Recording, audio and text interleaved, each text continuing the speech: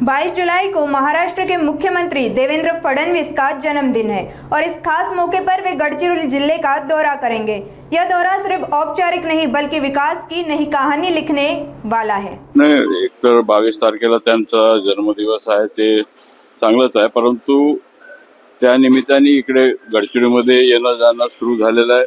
जास्त प्रमाणामध्ये साहेब येत आहेत। सुरजागड सारखा जे खदान ते जे सुरू व्हायला पाहिजे होतं यापूर्वी ते सुरू झालं नाही। मी स्वतःहून त्याच्यामध्ये इनिशिएटिव्ह घेऊन ते आपण खदान सुरू करण्याकरता लावलं आणि ते सुरू झाल्यानंतर आपण पाहतो की आता पोनसरीला एक फार मोठा 20,000 कोटीचा एक प्लांट उभा झालेला आहे त्या दृष्टीने 22 तारखेला साहेब येत आहेत।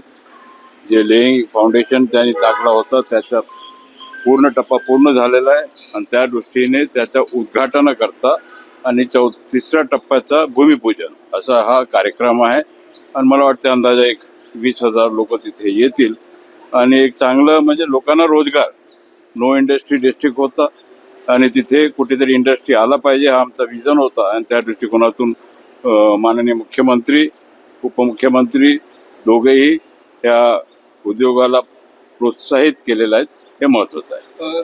राष्ट्रवादी काँग्रेसचे सध्या आपण नेते सध्या गडचिरोलीत आपलं फिरणं सुद्धा सुरू आहे। पाराई तालुक्यात त्या स्थानिक स्वराज्य निवडणुकी संदर्भात एकरा चलोचा नारा आहे की पुन्हा आपण युतीसोबत लढणार असतात।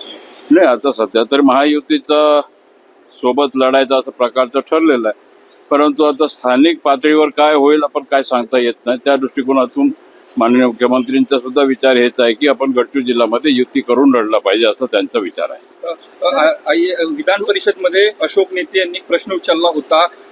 आपण जर बघितलं असेल तर आदिवासी आश्रम शाळेमध्ये 309 विद्यार्थी आहे, त्यांच्यामध्ये प्राथमिक कॅन्सरचे जे आहेत ते लक्षणे आढळले होते। त्यापैकी 12 लोकांवर ऑपरेशन सुद्धा सुरू आहे।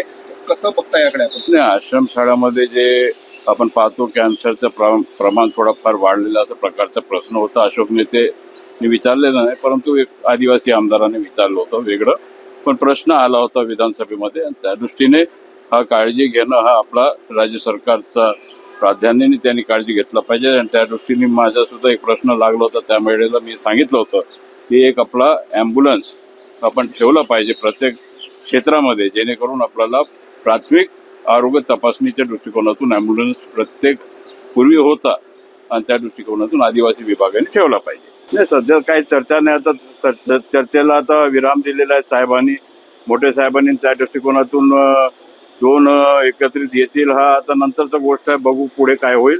परंतु सध्या तर आम्ही महायुती म्हणून आपण जिल्हा परिषद, महानगरपालिका हे सगळं आपण लढणार आहोत।